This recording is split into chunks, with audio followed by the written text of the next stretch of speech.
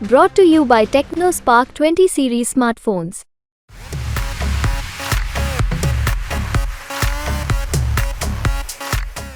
तो दो फेज के चुनाव हो चुके हैं और तीसरा फेज 7 मई को है। अब चुनावी मौसम पहुंच चुका है यादव परिवार के गढ़ में।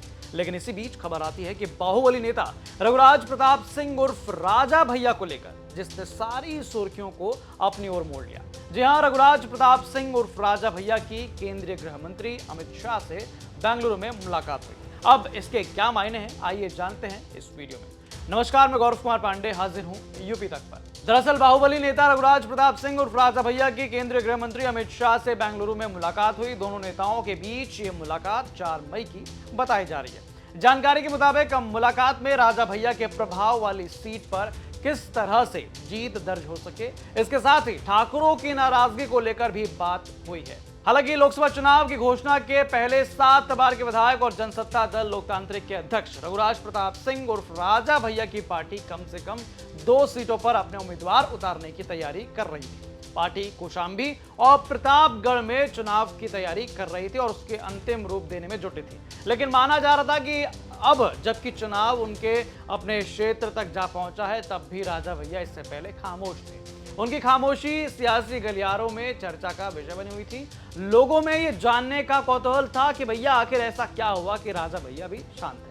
राज्यसभा चुनाव में जिस तरीके से राजा भैया ने न केवल अपना वोट बल्कि विपक्षी दल में सेंधमारी करके भाजपा को वोट दिलवाए थे, उससे यह संभावना थी कि वो भाजपा के साथ गठबंधन करके चुनाव मैदान में आएंगे, लेकिन ऐसा नहीं हुआ।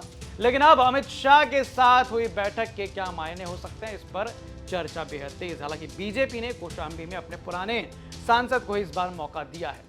आपको बता दें कि इस साल फरवरी में हुए राज्यसभा चुनाव में राजा भैया सपा और भाजपा प्रत्याशी के लिए वोट के लिहाजे से केंद्र में थे, बिल्कुल सेंटर में पड़े थे। सपा अध्यक्ष अखिलेश यादव अपने प्रत्याशी के लिए वोट मांगने की गरज से राजा भैया से खुद मिलने पहुंचे थे। भाजपा के प्रदेश अध्यक्ष समेत अन्य नेताओं ने भी राजा के यहां दरबार लगाया था। आखिरकार राजा भैया ने भाजपा की सुन ली और उन्हें वोट का ऐलान कर दिया। यही नहीं, सूत्र तो ये भी दावा करते हैं कि भीतर खाने सपा के भीतर हुई टूट में भी राजा भैया की एक अहम कड़ी। आपको बता दें कि साल 2018 और फिर इस साल हुए राज्यसभा चुनाव में उनकी पार्टी ने बीजेपी के लिए वोट किया था। पहले वो समाजवादी पार्टी और अखिलेश यादव के साथ हुआ करते थे। साल 2018 तक वो अखिलेश यादव के साथ थे। तब समाजवादी पार्टी और बसपा का गठबंधन हुआ।